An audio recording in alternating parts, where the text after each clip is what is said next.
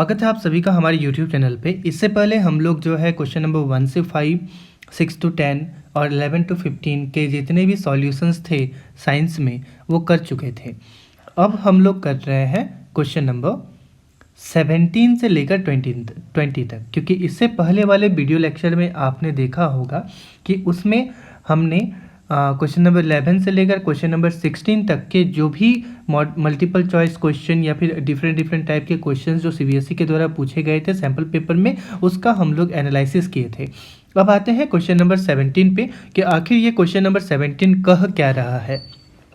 Question number 17 में कह रहा है कि read the following and answer any 4 questions from 17 question number 1 to question number 4, कि हमें इस पैराग्राफ को जो यहाँ पर दिया गया है उसे पढ़ना है और पढ़ने के बाद जो क्वेश्चन नंबर 1 से लेकर 5 तक है उसमें से किसी 4 का आंसर देना है।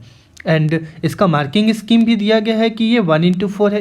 इट मीन्स दैट कि जो भी क्वेश्चन नंबर 1 से लेकर 4 तक इसमें पूछे गए हैं वो सभी के सभी 1 मार्क्स के क्वेश्चन हैं। आते हैं क्वेश्चन पे। सबसे पहले पैराग्राफ बोल रहा है कि all living cells require energy for various activities, कि जितने भी लिविंग सेल्स हैं उनको अलग अलग तरह के एक्टिविटीज़ को करने के लिए एनर्जी की ज़रूरत होती है। हम लोग भी जानते हैं कि उनको एक्टिविटीज़ की ज़रूरत होती है तभी जाके वो अपने लाइफ प्रोसेसेस को आसानी से कर सकेंगे, that is the maintenance functions. आगे बोल रहा है कि this energy is available by the breakdown of simple carbohydrate, कि ये जो एनर्जी है उन तक पहुंचता है सिंपल कार्बोहाइड्रेट को ब्रेक डाउन करके, आइदर यूजिंग ऑक्सीजन और विदाउट यूजिंग ऑक्सीजन। इसका मतलब कि या तो वो एरोबिक रेस्पिरेशन करते हैं या फिर एनएरोबिक रेस्पिरेशन करते हैं। चलिए देखते हैं कि एरोबिक और एनएरोबिक के समय उनका जो रेस्पिरेशन प्रोसेस है आखिर किस तरीके का होता है। सबसे पहले जो ब्रेकडाउन है ग्लूकोज मॉलिक्यूल का, that is the carbohydrate molecule, वो जो ग्लूकोज के मॉलिक्यूल्स है जो कि कार्बन के 6 मॉलिक्यूल्स है, इसलिए केमिकल फॉर्मूला हम लोग जानते हैं कि ग्लूकोज का केमिकल फॉर्मूला होता है C6H12O6। ये जो ग्लूकोज मॉलिक्यूल है जो कि 6 कार्बन का मॉलिक्यूल है, साइटोप्लाज्म में 3 कार्बन के मॉलिक्यूल में कन्वर्ट हो जाता है, साथ साथ में एनर्जी भी रिलीज होती है। इस 3 कार्बन मॉलिक्यूल को हम लोग क्या बोलते हैं, तो पायरुवेट बोलते हैं, एज वी नो। उसके बाद ऑब्सेंस ऑफ ऑक्सीजन पे जो कि इस सेल पे होता है वो कन्वर्ट हो जाता है इथेनॉल पे, कार्बन डाइऑक्साइड पे और एनर्जी पर। इथेनॉल का केमिकल फॉर्मूला होता है C2H5OH। लैक ऑफ ऑक्सीजन पे हमारे मसल सेल्स में ये जो पायरुवेट मॉलिक्यूल है वो लैक्टिक एसिड में कन्वर्ट हो जाता है और साथ साथ में एनर्जी रिलीज करता है in the form of ATP mitochondria हमारे मसल सेल्स में। साथ साथ में प्रेजेंस ऑफ ऑक्सीजन पे माइटोकॉन्ड्रियन सेल्स पे क्या होता है कि ये जो पायरुवेट मॉलिक्यूल है ये कार्बन डाइऑक्साइड, वाटर और एनर्जी रिलीज करता है in the form of ATP। ये भी ATP के रूप में एनर्जी रिलीज कर रहा है। अब क्वेश्चन हम लोगों को पूछ रहा है कि energy in the case of higher plants and animal, कि जो एनर्जी है बड़े बड़े पौधों और बड़े बड़े जानवरों के लिए जो एनर्जी है वो कहाँ से ऑब्टेन होती है। हम लोगों को ऑप्शन दिया गया है breathing, tissue respiration, organ respiration, digestion of food. जैसा कि हम लोग यहाँ पर देख रहे हैं कि जो भी हम लोगों का यहाँ पे रेस्पिरेशन का टाइप है वो है सेल्यूलर रेस्पिरेशन। ऑप्शन में सेल का तो बात किया नहीं है, तो सेल का जब बात नहीं कर रहा है तो हम लोग क्या करेंगे कि जब हम लोग जानते हैं कि बहुत सारे सेल्स को जोड़ देते हैं तो फॉर्मेशन होता है टिश्यू का। इसका मतलब कि ये सेल्यूलर रेस्पिरेशन भी हो सकता है और टिश्यू रेस्पिरेशन भी हो सकता है। इसका मतलब कि जो एनर्जी है in the case of higher plant and animals वो ऑब्टेन होता है कैसे, तो by the use of tissue respiration. बड़े बड़े प्लांट और बड़े बड़े एनिमल्स टिश्यू रेस्पिरेशन करते हैं और either we can say that वो सेल्यूलर रेस्पिरेशन करते हैं, तब जाके उनको एनर्जी मिलती है। उसी के क्वेश्चन नंबर 2 में कहा जा रहा है कि the graph below represents the blood lactic acid concentration of an athlete, कि जो नीचे ग्राफ दिया गया है वो क्या कर रहा है, रिप्रेजेंटेशन कर रहा है ब्लड में जो बनने वाला लैक्टिक एसिड का कंसंट्रेशन है एक एथलीट पर जो 400 मीटर के रेस पे है। दिखा रहा है कि ये जो है एक पिक पॉइंट पे जा रहा है, that is point D। Graph में हम लोग देख सकते हैं कि 60 सेकेंड पे लैक्टिक एसिड का जो एक्यूमुलेशन है उसके बॉडी में, that is the muscle cell, उसमें बहुत ज़्यादा हो रहा है at the point of D. इस पॉइंट पर जो कि पॉइंट डी है उस समय लैक्टिक एसिड बहुत ज़्यादा मात्रा में प्रोड्यूस हो रही है। आगे क्वेश्चन हम लोगों को बोल रहा है कि lactic acid production has occurred in the athlete while running in the 400 metre race, कि लैक्टिक एसिड का प्रोडक्शन उस एथलीट में तब हुआ जब वो 400 मीटर रेस को दौड़ रहा है। आगे बोल रहा है विच of the following processes explains this event, कि इसमें से कौन सा प्रोसेस इस इवेंट को एक्सप्लेन करता है। सबसे पहला बात कि लैक्टिक एसिड का जो प्रोडक्शन है वो हमारे मसल सेल्स में उस समय होती है जिस समय हम लोगों का ऑक्सीजन का अमाउंट हमारे ब्लड सेल्स में बहुत कम हो जाता है। इसका मतलब कि जिस समय लैक्टिक एसिड का प्रोडक्शन हो रहा है उस रेस्पिरेशन को हम लोग क्या बोलेंगे, तो एनारोबिक रेस्पिरेशन। तो इसका जो आंसर होगा वो होगा answer number B, that is anaerobic respiration. फिर आते हैं क्वेश्चन नंबर 3 पर। क्वेश्चन नंबर 3 हम लोगों को कह रहा है कि स्टडी द ग्राफ बिलो, कि नीचे जो ग्राफ दिया गया है उसको ध्यान से स्टडी कीजिए, that represents the amount of energy supplied with respect to time, जो रिप्रेजेंट करता है कि समय के साथ किस तरीके से एनर्जी की खपत होती है उस समय जब एक एथलीट बहुत ज़्यादा फुल स्पीड से आगे की ओर जो है वो दौड़ रहा है। यहाँ पे जो हम लोगों को ग्राफ दिया गया है, चलिए सबसे पहले इस ग्राफ को समझते हैं।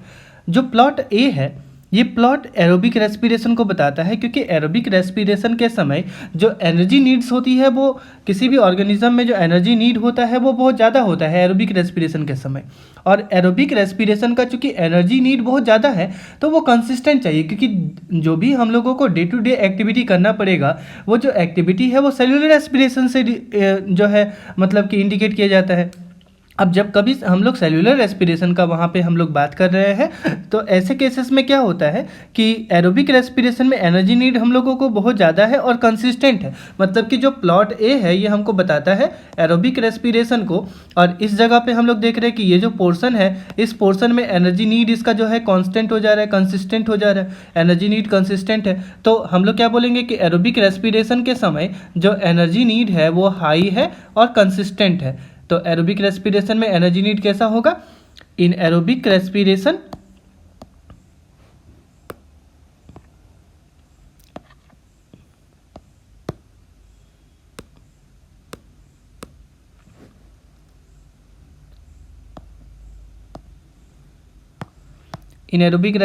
Energy need is high and consistent.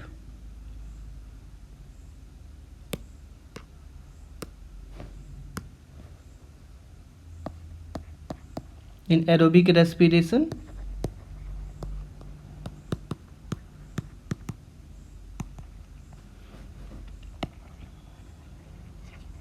energy need is high and consistent। जो प्लॉट बी है वो प्लॉट बी हम लोगों को एन एरोबिक रेस्पिरेशन बता रहे हैं, एन एरोबिक रेस्पिरेशन, और यहाँ पे उतना ज़्यादा एनर्जी नीड की ज़रूरत नहीं होती है। तो यदि हम लोग इस ग्राफ में देखें तो प्लॉट ए हमको एरोबिक रेस्पिरेशन बता रहा है और जो प्लॉट बी है वो हमको एन एरोबिक रेस्पिरेशन बता रहा है। चलिए आगे देखते हैं कि क्वेश्चन हम लोगों को क्या कह रहा है। क्वेश्चन में कह रहा है कि choose the correct combination of plots, कि प्लॉट का हम लोगों को करेक्ट कॉम्बिनेशन जो है चूज़ करना है, and justification provided in the following table. इसके लिए हम लोगों को नीचे के जो टेबल दिए गए हैं उसमें जस्टिफिकेशन दिया गया है। जस्टिफिकेशन क्या है चलिए देखते हैं। प्लॉट ए में सबसे पहले क्वेश्चन नंबर ए बोल रहा है हम लोगों को कि प्लॉट ए एरोबिक बताता है, बिल्कुल सही है। प्लॉट बी एनारोबिक बताता है, ये भी सही है। लेकिन अब हम लोगों को यहाँ पे जो सिचुएशन है उस सिचुएशन में क्या बोल रहा है कि amount of energy is low and inconsistent in aerobic. ऐसा तो होता नहीं है, एरोबिक के समय में जो एनर्जी नीड है वो बहुत ज़्यादा होता है और एनर्जी नीड ज़्यादा होने के साथ साथ वो कंसिस्टेंट होता है, लेकिन इसमें उल्टा लिखा हुआ है। तो इसका मतलब कि जो हम लोगों को यहाँ पे सिचुएशन ए दिया गया है ये सिचुएशन इसका करेक्ट आंसर नहीं होगा। सिचुएशन बी देखते हैं। सिचुएशन बी में हम लोगों को कह रहा है कि सबसे पहले प्लॉट ए जो है वो एरोबिक है, बिल्कुल सही है।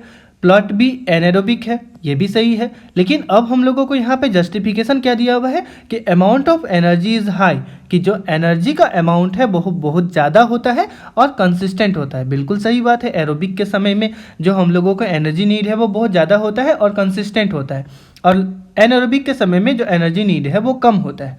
तो इसका मतलब कि इसका जो करेक्ट आंसर होगा वो करेक्ट आंसर क्या होगा, तो करेक्ट आंसर होगा B, that is B will be the right answer. अब बढ़ते हैं क्वेश्चन नंबर 17 के क्वेश्चन नंबर 4 की तरफ।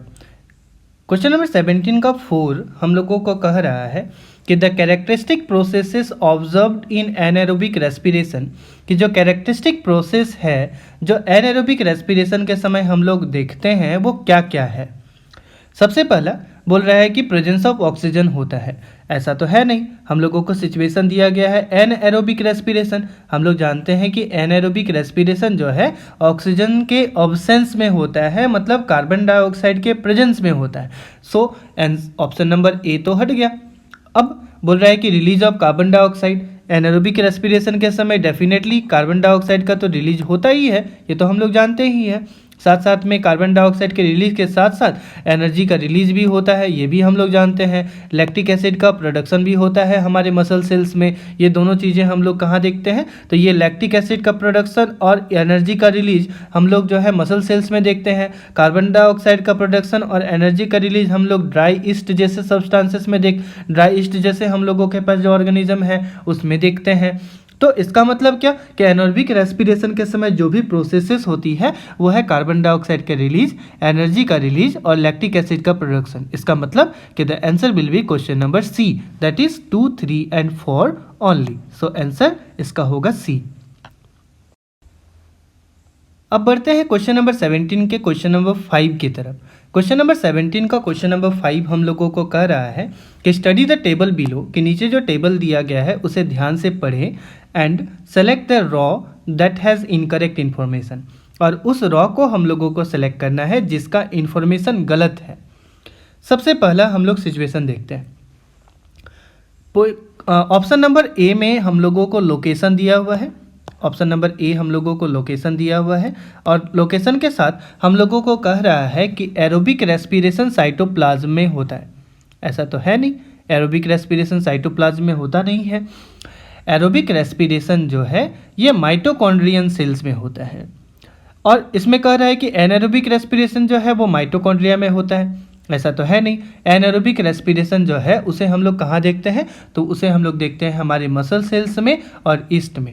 इसका मतलब कि ये जो सिचुएशन है हम लोगों के पास जो माइटोकॉन्ड्रिया है, ये माइटोकॉन्ड्रिया का सिचुएशन जो होगा इस जगह पर माइटोकॉन्ड्रिया ना होकर यहाँ पे क्या होगा, यहाँ पे या तो हम लोग मसल सेल्स लिख सकते हैं, मसल सेल्स, या फिर हम लोग लिख सकते हैं ईस्ट, है ना।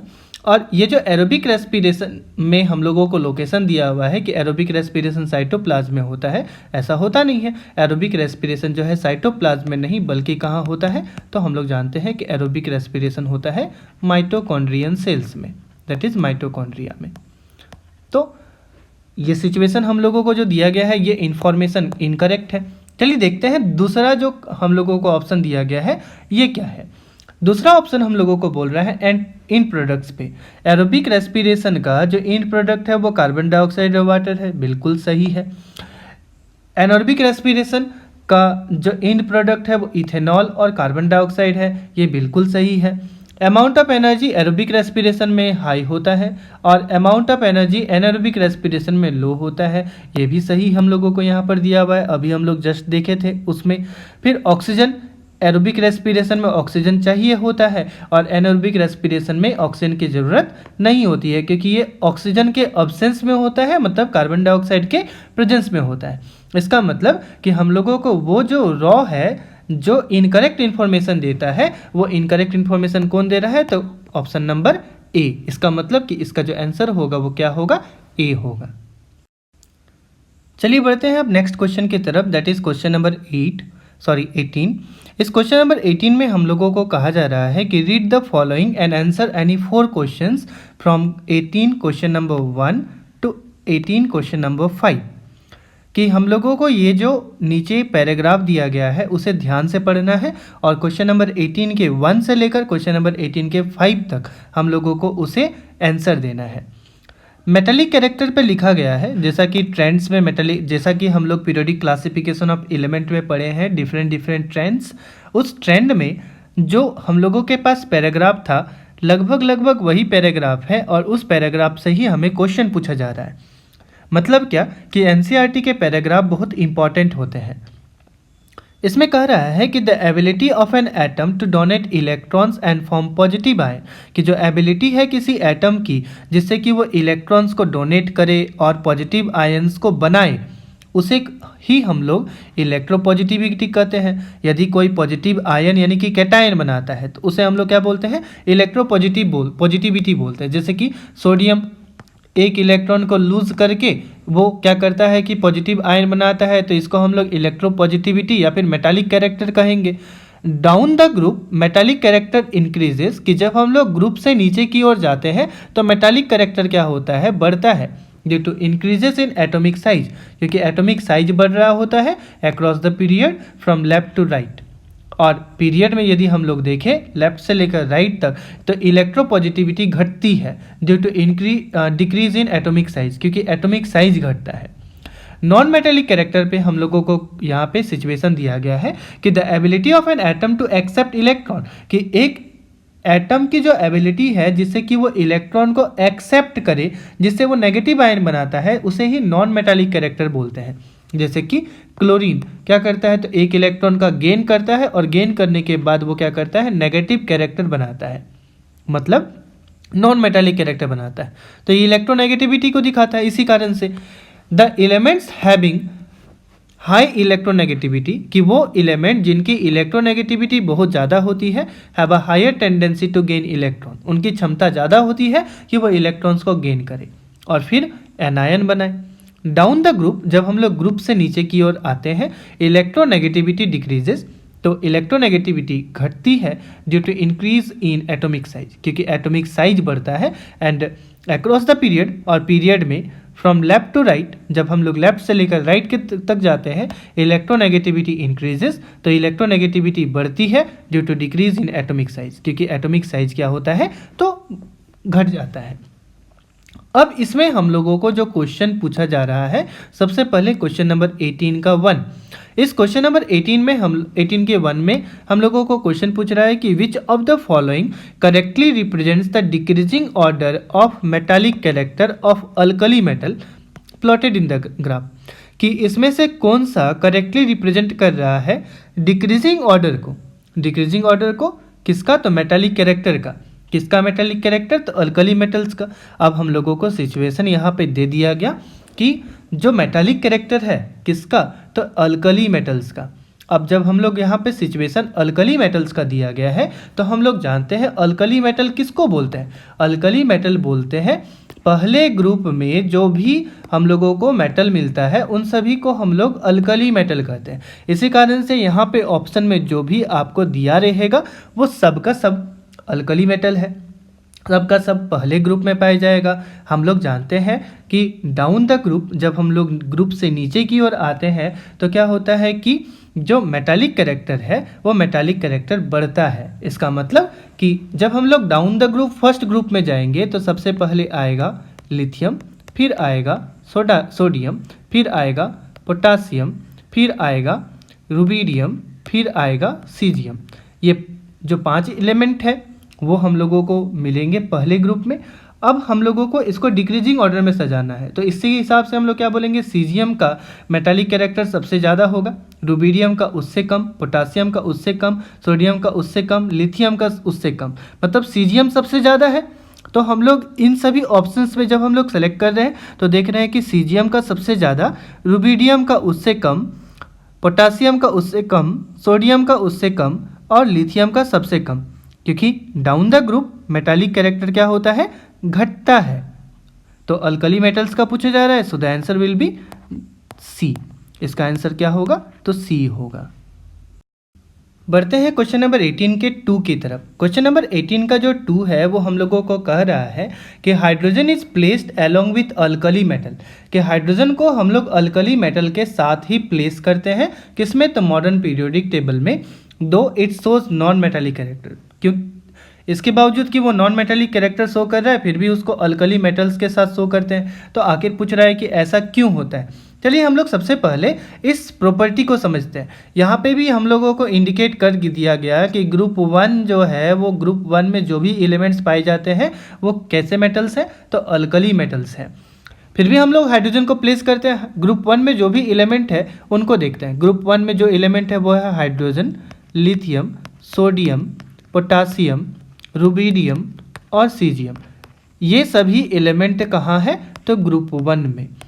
अब इन सभी का क्या क्या प्रॉपर्टी है, इन सब का प्रॉपर्टी है कि लिथियम भी एक इलेक्ट्रॉन को लूज करेगा, सोडियम भी एक इलेक्ट्रॉन को लूज करेगा, पोटासियम भी एक इलेक्ट्रॉन को लूज करेगा, रुबिडियम भी एक इलेक्ट्रॉन को लूज करेगा और सीजियम भी एक इलेक्ट्रॉन को लूज करेगा। Because they are losing 1 electron, इस कारण से वो अल्कली मेटल्स के ग्रुप में है। सबके सब सिमिलर प्रॉपर्टी को दिखा रहे हैं, सिमिलर ट्रेंड्स को शो कर रहे हैं। हाइड्रोजन के साथ भी कुछ उसी तरीके से है कि हाइड्रोजन चूंकि एक इलेक्ट्रॉन को लूज कर सकता है अल्कली मेटल की तरह, हाइड्रोजन एक इलेक्ट्रॉन को लूज कर सकता है किसकी तरह, तो अल्कली मेटल्स की तरह, जिससे कि वो पॉजिटिव आयन बनाए।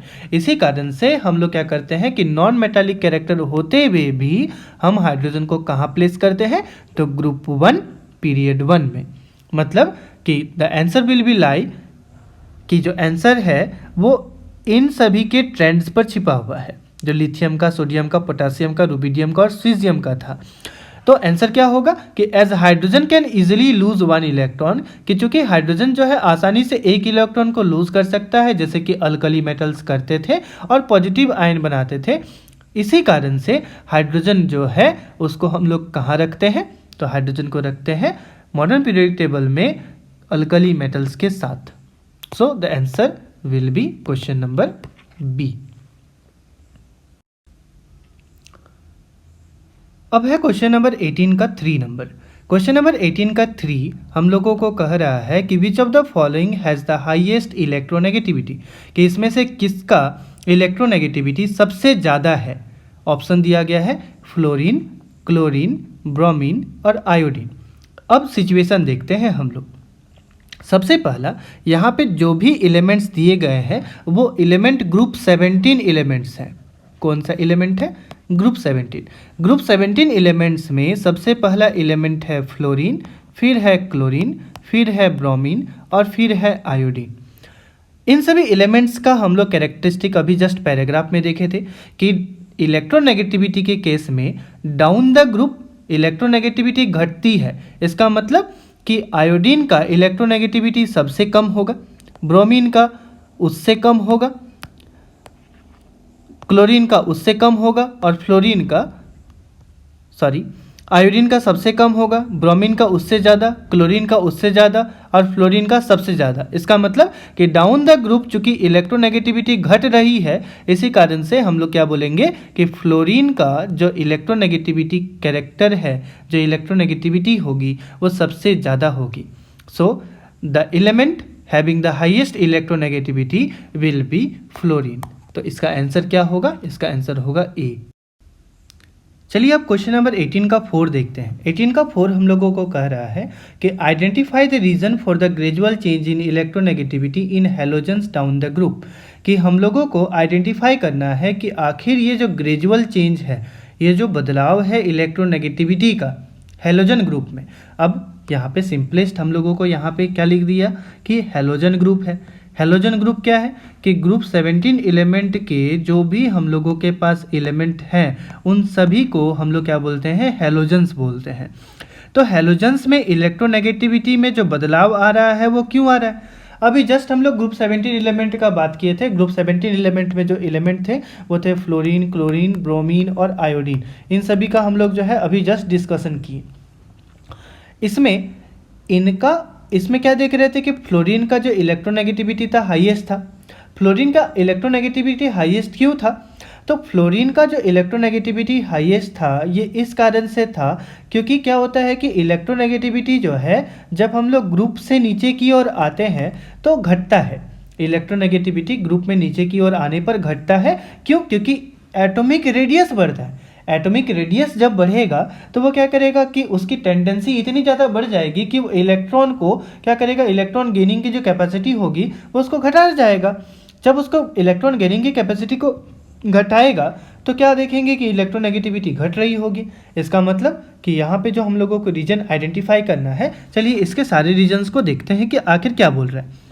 सबसे पहले बोल रहा है कि इलेक्ट्रोनेगेटिविटी इंक्रीजेस। अब तो ये सेंटेंस ही गलत हो गया क्योंकि हम लोग जानते हैं डाउन द ग्रुप इलेक्ट्रोनेगेटिविटी घटती है। दूसरा सिचुएशन दिया गया है कि electronegativity decreases down the group, कि इलेक्ट्रोनेगेटिविटी जो है जब हम लोग ग्रुप से नीचे की ओर आते हैं तो वो घटता है due to decrease in tendency to lose electron. ऐसा तो है नहीं। अब हम लोग नॉन मेटालिक कैरेक्टर देख रहे हैं तो नॉन मेटालिक कैरेक्टर में वो इलेक्ट्रॉन का गेन न करेगा, लूज तो करेगा नहीं। इसका मतलब कि जो हम लोगों को ऑप्शन बी है ये भी क्या दिया हुआ है, तो गलत दिया हुआ है।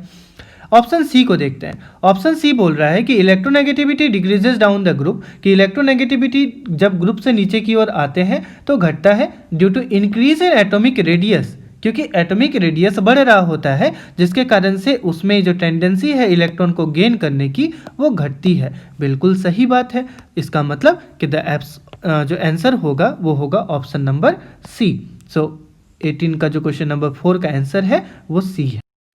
अब देखते हैं क्वेश्चन नंबर 18 का 5। क्वेश्चन नंबर 18 का 5 बोल रहा है कि which of the following reason correctly justifies that, कि इसमें से कौन सा रीजन हम लोगों को साफ तौर पे कह रहा है कि फ्लोरीन जिसका एटॉमिक रेडियाई दिया हुआ है यह है 72 पिकोमीटर। हम लोग जानते हैं कि एक पिकोमीटर में 10⁻⁻12 मीटर होता है ना।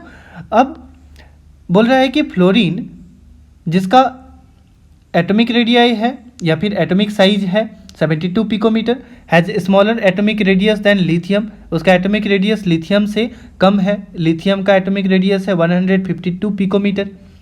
चलिए ऑप्शंस पढ़ते हैं कि आखिर ऑप्शन हम लोगों को क्या क्या दिया हुआ है। सबसे पहला ऑप्शन जो बोल रहा है वो है fluorine and lithium are in the same group, कि फ्लोरीन और लिथियम सेम ग्रुप पे है। यहीं पे गलत हो गया ये कि फ्लोरीन और लिथियम तो सेम ग्रुप पे है नहीं। जो फ्लोरीन है उस फ्लोरीन को हम लोग हेलोजन ग्रुप में रखते हैं। जो लिथियम का हम लोग यहाँ पे बात कर रहे हैं ये लिथियम अल्कली मेटल के ग्रुप में है, तो दोनों सेम ग्रुप में तो होगा नहीं, दोनों सेम पीरियड में है। इसका मतलब कि ऑप्शन नंबर ए तो गलत हो गया। दूसरा, fluorine and lithium are in the same period, यहाँ तक तो हम लोगों को ये सही बता रहा है कि फ्लोरीन और लिथियम सेम पीरियड पे है। उसके बाद बोल रहा है कि atomic size increases across the period, ये गलत हो गया। जब हम लोग पीरियड में आगे की ओर बढ़ते हैं तो एटॉमिक साइज बढ़ता नहीं है बल्कि एटॉमिक साइज घटता है। जब हम लोग लेफ्ट से राइट की ओर जाते हैं तो एटॉमिक रेडियाई क्या होता है या फिर एटॉमिक साइज क्या होता है, तो घटता है। जो नेक्स्ट ऑप्शन है इसका मतलब कि ये कोई ऑप्शन नंबर बी भी गलत हो गया। अब ऑप्शन नंबर सी देखते हैं। ऑप्शन नंबर सी में हम लोगों को यहाँ पे कह रहा है कि फ्लोरीन और lithium are in the same group, फिर से ये गलत क्योंकि सेम ग्रुप का तो है नहीं। नेक्स्ट आते हैं जो ऑप्शन नंबर डी है। ऑप्शन नंबर डी कह रहा है कि fluorine and lithium are in the same period, कि फ्लोरीन और लिथियम जो है वो सेम पीरियड में है। अब सेम पीरियड में होने के कारण जब हम लोग पीरियड में लेफ्ट से राइट की ओर आते हैं तो एटॉमिक साइज या फिर जो रेडियस है वो एटॉमिक साइज या फिर रेडियस हम लोगों को क्या होता है, घटता है। बिल्कुल सही बात है। इसका मतलब कि the answer of question number 18 5 of 18 will be D. इसका आंसर क्या होगा, तो डी होगा। अब बढ़ते हैं क्वेश्चन नंबर 19 की तरफ। क्वेश्चन नंबर 19 में हम लोगों को कह रहा है कि रीड द फॉलोइंग, कि नीचे वाले जो हम लोगों को पैराग्राफ दिया गया है इस पैराग्राफ को पढ़ना है और इसमें 4 क्वेश्चंस दिए गए हैं। क्वेश्चन नंबर 5 क्वेश्चन दिए गए हैं क्वेश्चन नंबर 19 का 1 से लेकर क्वेश्चन नंबर 19 के 5 तक, और इसमें से हम लोगों को किन्हीं 4 क्वेश्चंस का आंसर देना है। जो पैराग्राफ है उसमें लिखा गया है कि Sumati wanted to see the stars at the night sky, कि सुमति चाहती है कि रात के आसमान में वो जो है तारों को देखे। सी नोज दैट, वो जानती है कि सी नीड्स अ टेलीस्कोप, कि उसको देखने के लिए क्या चाहिए, तो दूर के तारों को देखने के लिए टेलीस्कोप चाहिए। सी फाइंड्स आउट दैट, कि वो ये पाती है कि टेलीस्कोप जो है वो लेंसेज से मिलके बने होते हैं जो रिफ्रैक्टिंग टाइप टेलीस्कोप्स हैं। And the ones which are made of mirrors, और वो जो मिरर से मिलके बने हुए हैं उनमें उनको रिफ्लेक्टिंग टेलीस्कोप्स कहते हैं। सो सी डिसाइडेड, इसी कारण से वो डिसाइड करती है टू मेक रिफ्रैक्टिंग टेलीस्कोप, कि वो क्या करे कि रिफ्रैक्टिंग टेलीस्कोप बनाए। सी बॉट 2 लेंसेज, कि वो 2 लेंसेज L1 और L2 खरीदती है। यहाँ पर वो क्या की कि 2 लेंसेज L1 और एक L2 को यहाँ पर प्लेस कर दी है। उसके बाद बोल रहा है कि out of which L1 is bigger, जिसमें से L1 जो है वो बड़ा है और L2 जो है वो छोटा है। The larger lens gathers and bands the light, कि जो बड़ा लेंस है वो क्या करता है कि लाइट को इकट्ठा करता है और एक जगह पर बेंड कर देता है। वाइल द स्मॉलर लेंस, और वहीं पे जो छोटा लेंस है वो क्या करता है, इमेज को मैग्नीफाई करता है। Big thick lenses are more powerful, कि जो बड़े बड़े और मोटे लेंस होते हैं वो ज़्यादा पावरफुल होते हैं। सो टू सी फार अवे, इसी कारण से ज़्यादातर दूरी को देखने के लिए she needed a big powerful lens, उन्हें जो है उस सुमति को एक बड़ा सा पावरफुल लेंस की ज़रूरत होगी। अनफॉर्चुनेटली, लेकिन दुर्भाग्य की बात है कि सी रियलाइज दैट, कि उसको ऐसा पता चलता है कि a big lens is very heavy, कि एक बड़ा लेंस बहुत भारी होता है। Heavy lenses are hard to make, कि जो हैवी लेंसेस है उनको बनाना बहुत कठिन है। And difficult to hold at the right place, और उसको सही जगह पर हम जो है इकट्ठा नहीं कर सकते हैं। ऑल्सो इसके साथ साथ since the light is passing through the lens, कि चूँकि लाइट को लेंस से होकर पास होना है, so the surface of lens has to be extremely smooth, इसी कारण से जो लेंस का सरफेस है वो एक्सट्रीमली स्मूथ होना चाहिए। Any flaws in the lens, कि लेंस में यदि किसी भी तरीके का यदि फ्लॉ हो गया, मान लेते हैं कि लेंस थोड़ा सा भी हिल डुल गया, तो वो क्या करेगा, इमेज को चेंज कर देगा। It would be like looking through the dirty window, और ऐसा लगेगा कि हम लोग जो है एक डर्टी विंडो से बाहर की तरफ देख रहे हैं, गंदे विंडो से बाहर की तरफ देख रहे हैं, ऐसे केसेस पे लगेगा। अब हम लोगों को क्वेश्चन में बोल रहा है कि बेस्ड ऑन द डायग्राम सोन, कि जो यहाँ पे डायग्राम दिखाया जा रहा है इसके हिसाब से बताइए कि what kind of lenses would Sumati needs to make the telescope, कि टेलीस्कोप को बनाने के लिए सुमति को कैसा लेंस का जरूरत पड़ेगा। जो क्वेश्चन है वो बहुत सिंपल क्वेश्चन है, क्वेश्चन में उतना सोचने वाली बात नहीं है कि हम लोग बहुत सारा चीज़ को सोचेंगे। सबसे पहला चीज़ है कि ये जो लेंसेस हम लोग यूज़ कर रहे हैं, चूँकि रिफ्रैक्टिंग टाइप टेलीस्कोप वो बना रही है, रिफ्रैक्टिंग टाइप टेलीस्कोप में जो भी वो लेंसेस यूज़ कर रही है, that lenses are converges the light, are converging the light, कि ये जो लेंसेस है वो लाइट को क्या कर रहे हैं कि किसी एक पॉइंट पे कन्वर्ज कर रहे हैं। Since she is using the converging lens, इसका मतलब कि जो सुमति लेंस का यूज़ करेगी टेलीस्कोप में वो क्या होगा, कॉन्वेक्स लेंस होगा। That is the answer will be option number B. Question number 19 का जो 2 है उसमें पूछा जा रहा है कि if the powers of the lenses, कि यदि लेंसेस के जो पावर है वो L1 और L2 है, जो L1 और L2 जो हम लोगों के पास लेंसेस है उनके जो पावर है उनका यदि रेशियो 4:1 है, then what would be the ratio of the focal length of L1 and L2। तो L1 और L2 का जो फोकल लेंथ होगा उसका रेशियो क्या होगा। हम लोगों को P1/P2 का रेशियो दिया हुआ है, P1/P2 इक्वल्स टू 4/1, क्योंकि यहाँ पे दिया हुआ है powers of lenses L1 and L2, इसका मतलब P1/P2 हम लोगों को दिया हुआ है। अब हम लोग जानते हैं कि P1 क्या होगा, तो 1/F1 होगा, और P2 क्या होगा, तो 1/F2 होगा, इज इक्वल्स टू 4/1। इसे यदि हम लोग सॉल्व करें तो हम लोग इसे लिख सकते हैं F2/F1 इक्वल्स टू 4/1। हम लोगों को बोल रहा है कि ratio of the focal length L1/L2, मतलब कि हमको निकालना है F1/F2 कितना होगा, ये पूछ रहा है। इसको हम लोग पलट देंगे, F1/F2 equals to 1/4, it means it is 1:4। So इसका जो आंसर होगा वो क्या होगा, तो 1:4 होगा। इसका मतलब the answer will be option number B. Question number 19 का 3 हम लोगों को कह रहा है कि what is the formula for magnification obtain with lens, कि एक लेंस के द्वारा जो मैग्नीफिकेशन ऑब्टेन किया जाता है उसका फॉर्मूला क्या है।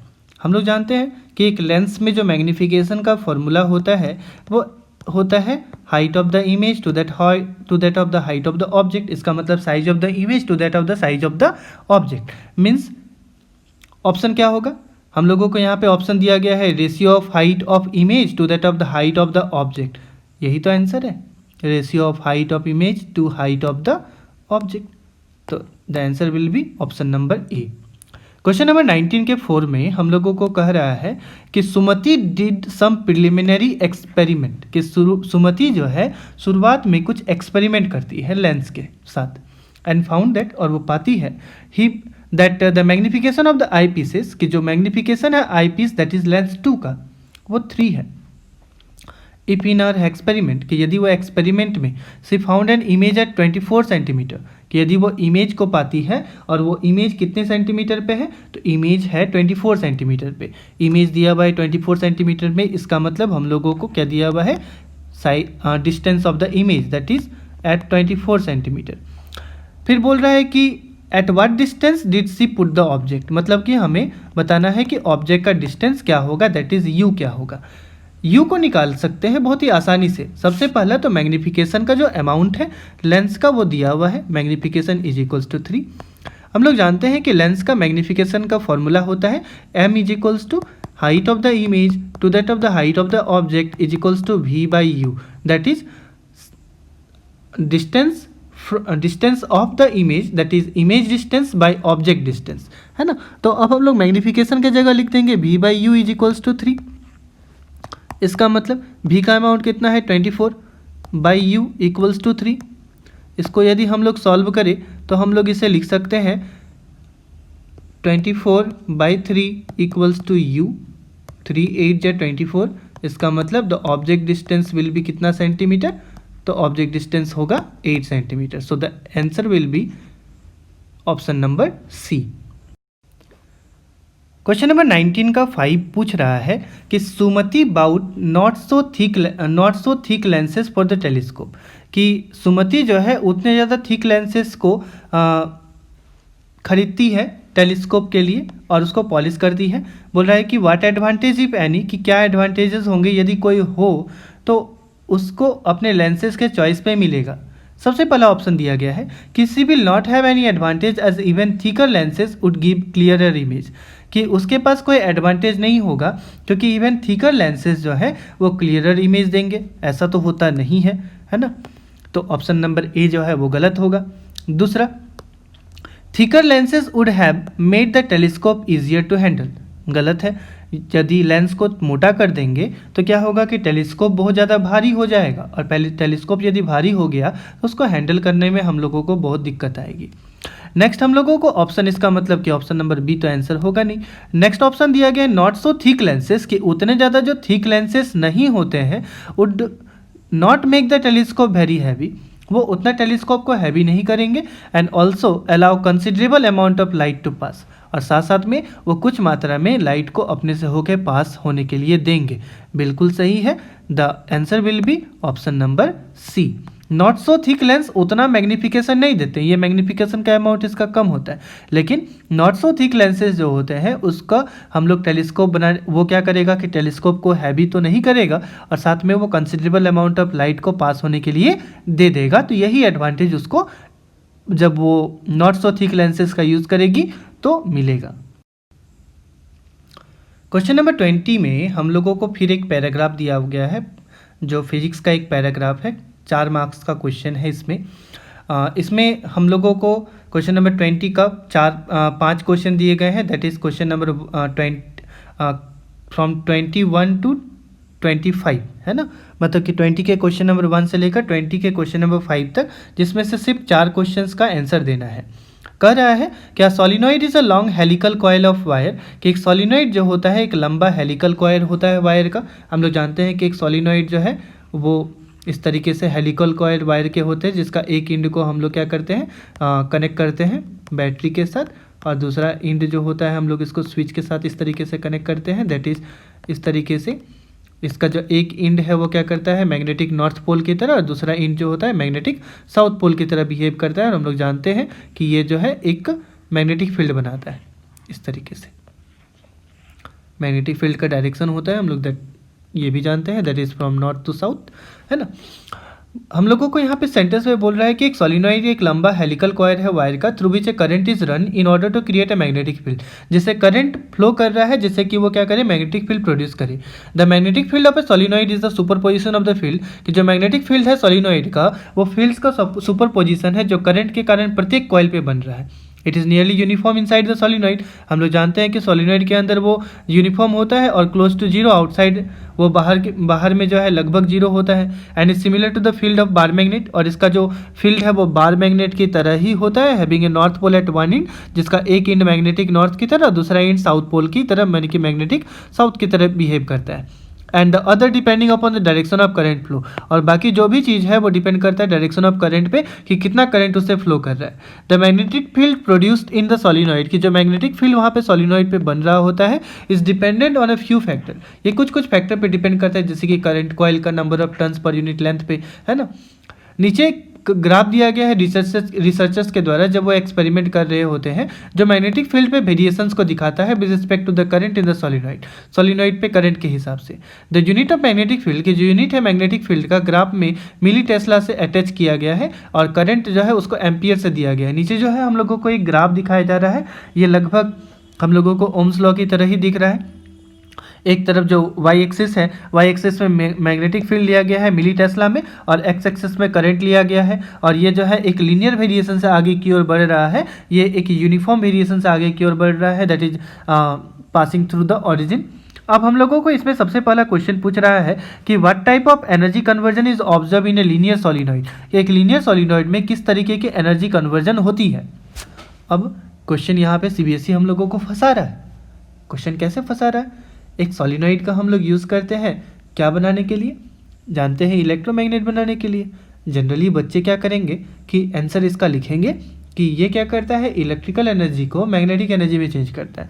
मतलब most of the student will answer question option number B, that is electrical to magnetic. But actually में जो कंसेप्ट है सोलिनॉइड से, वो सोलिनॉइड कभी भी इलेक्ट्रिकल एनर्जी को मैग्नेटिक एनर्जी में नहीं चेंज करता, बल्कि एक सोलिनॉइड क्या करता है कि इलेक्ट्रिकल एनर्जी को मैकेनिकल एनर्जी में चेंज करता है। हम लोग ये जो कॉइल है, इस कॉइल से जब करंट को पास करते हैं और इस कॉइल को जब हम लोग क्या करते हैं कि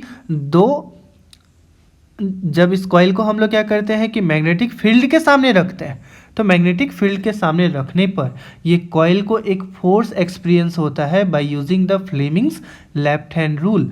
और उस लेफ्ट हैंड रूल की मदद से हम लोग देखते हैं कि वो जो कॉइल है उस पर रोटेशन होता है। इसका मतलब कि electrical energy get converted into mechanical energy. So the answer will be option number C, that is electrical to mechanical. यही आंसर होगा इसका।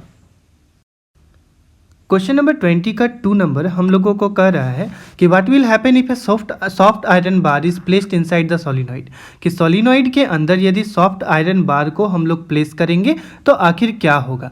हम लोगों के पास एक सोलिनॉइड है, ये हम लोग नॉन कंडक्टिंग रोल ले लिए। इस नॉन कंडक्टिंग रोल में इंसुलेटेड कॉपर वायर का टर्न दे दिए, और हम लोग क्या किए कि इसको हम लोग एक बैटरी से और एक प्लग की के साथ अटैच कर दिए। इधर पॉजिटिव टर्मिनल, इधर नेगेटिव, ये पोटेंशियल डिफरेंस क्रिएट कर रहा है। इट इज़ प्लग की, स्विच इज ऑन। इसके अंदर हम लोग क्या किए, एक सॉफ्ट आयरन कोर का यूज़ किए। ये आयरन कोर कैसा है, ये जो है कोर मटेरियल कैसा है, सॉफ्ट आयरन है। हम लोग जानते हैं कि यदि हम लोग एक सोलिनॉइड के अंदर सॉफ्ट आयरन बार का यूज़ करेंगे तो वो सॉफ्ट आयरन बार इलेक्ट्रोमैग्नेट की तरह बिहेव करेगा। मतलब कि ये सॉफ्ट आयरन बार क्या हो जाएगा, मैग्नेटाइज्ड हो जाएगा। लेकिन जैसे ही स्विच को ऑफ कर देंगे इसका मैग्नेटिक प्रॉपर्टी हट जाएगी। मतलब क्या कि सॉफ्ट आयरन बार का यूज़ करेंगे तो सॉफ्ट आयरन बार के यूज़ से हम टेम्पोररी मैग्नेट बना सकते हैं। मतलब as soon as the current is on, the soft iron bar will show the magnetism, but as soon as we switch off the electric current, the soft iron core will no longer show the magnetic effects of electric current। इसका मतलब कि वो magnetism को नहीं दिखाएगा। यदि magnetism को वो नहीं दिखा रहा है करंट को स्विच ऑफ करने पर, तो इसका आंसर क्या होगा। इसका आंसर हम लोग देख रहे हैं, ऑप्शन हम लोगों को बोल रहा है the bar will electrocuted resulting in short circuit, ये तो होगा नहीं।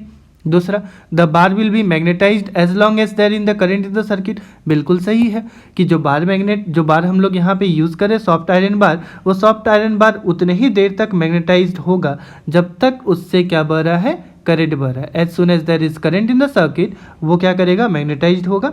जैसे ही करंट को हम लोग हटा लेंगे, मैग्नेटिक प्रॉपर्टी उसकी हट जाएगी टोटली। तो अब बढ़ते हैं क्वेश्चन नंबर 20 के 3 नंबर पे। क्वेश्चन नंबर 20 का 3 नंबर हम लोगों को कह रहा है कि the magnetic field lines produced inside the solenoid, कि जो मैग्नेटिक फील्ड लाइंस है जो सोलिनॉइड के अंदर बनता है वो किस तरीके का है। एक बार मैग्नेट की तरह है, एक स्ट्रेट करंट कैरिंग कंडक्टर की तरह है, एक करंट कैरिंग लूप की तरह है, या फिर इलेक्ट्रोमैग्नेट की तरह है, किसी भी शेप में। हम लोग जानते हैं कि जो मैग्नेटिक फील्ड बनता है सोलिनॉइड के अंदर वो उसी तरीके से होता है जैसे कि बार मैग्नेट होता है। इसका मतलब इसका आंसर क्या होगा, option number A. Question number 20 का 4 हम लोगों को कह रहा है कि आफ्टर एनालाइजिंग द ग्राफ, कि जब एक ग्राफ एक स्टूडेंट एनालाइज करता है तो उन स्टेटमेंट को लिखता है। सबसे पहला, the magnetic field produced by the solenoid, कि जो मैग्नेटिक फील्ड सोलिनॉइड बना रहा है वो इन्वर्सली प्रोपोर्शनल है करंट का। ऐसा तो होता नहीं, जो मैग्नेटिक फील्ड है वो डायरेक्टली प्रोपोर्शनल होता है करंट का। हम लोग जानते हैं कि जो बी वेक्टर है वो डायरेक्टली प्रोपोर्शनल होता है अमाउंट ऑफ इलेक्ट्रिक करंट का। तो ये जो सेंटेंस है वो तो गलत है। दूसरा सेंटेंस कह रहा था the magnetic field produce by the solenoid, कि जो मैग्नेटिक फील्ड प्रोड्यूस होता है सोलिनॉइड के द्वारा वो डायरेक्टली प्रोपोर्शनल होता है अमाउंट ऑफ इलेक्ट्रिक करंट का। बिल्कुल सही है, इसका मतलब हमको ऑप्शन नंबर 2 सही दिया हुआ है। नेक्स्ट ऑप्शन बोल रहा है कि the magnetic field produced by the solenoid, कि जो मैग्नेटिक फील्ड सोलिनॉइड बना रहा है is directly proportional to the square of the current. ये तो होता नहीं है, हम लोग अभी देखें कि वो डायरेक्टली प्रोपोर्शनल है सिर्फ अमाउंट ऑफ इलेक्ट्रिक करंट का। क्वेश्चन नंबर ऑप्शन नंबर 4 कह रहा है कि the magnetic field produce by the solenoid, कि जो मैग्नेटिक फील्ड प्रोड्यूस होता है सोलिनॉइड का वो इंडिपेंडेंट होता है करंट का। ये भी नहीं है, करंट पे डायरेक्टली प्रोपोर्शनल पे डिपेंड करता है। इसका मतलब अब हम लोगों को यहाँ पे क्या बोल रहा है कि choose the following from is the following would be the correct statement, कि इसमें से कौन सा स्टेटमेंट सही होगा। हम लोग देख रहे हैं सिर्फ स्टेटमेंट नंबर 2 सही है, so the answer will B D, that is only 2। इसका आंसर होगा ऑप्शन। क्वेश्चन नंबर 20 के 5 में हम लोगों को बोल रहा है कि फ्रॉम द ग्राफ, के ग्राफ से डिड्यूस कीजिए कि कौन सा स्टेटमेंट सही है। सबसे पहला स्टेटमेंट दिया गया है कि for a current of 0.8 ampere, कि यदि एक करंट है जो कि 0.8 एम्पियर का है, the magnetic field is 13 milli tesla. तो जो मैग्नेटिक फील्ड है वो 13 मिली टेस्ला का है। चलिए पता करते हैं। यहाँ पे देख रहे हैं कि 0.8 एम्पियर पे जो करंट का अमाउंट है वो करीबन कितना है, ये वाला अमाउंट है। ये अमाउंट कितना शो कर रहा है, ये अमाउंट है 13 मिली टेस्ला। इसका मतलब कि जो आंसर होगा वो कितना होगा, 0.8 एम्पियर पे करंट का अमाउंट, जो मैग्नेटिक फील्ड का अमाउंट है वो कितना है, तो 13 मिली टेस्ला है। तो आंसर क्या होगा, ऑप्शन नंबर ए। यहीं से पता चल गया, बाकी सब स्टेटमेंट को देखने की ज़रूरत ही नहीं है। आशा करता हूँ कि आपको हमारा वीडियो पसंद आया होगा। यदि आपको हमारा वीडियो पसंद आए तो प्लीज़ हमारे चैनल को सब्सक्राइब कर दें, हमारा यूट्यूब चैनल को लाइक करें और इसे जितना ज़्यादा हो सके उतना शेयर करें।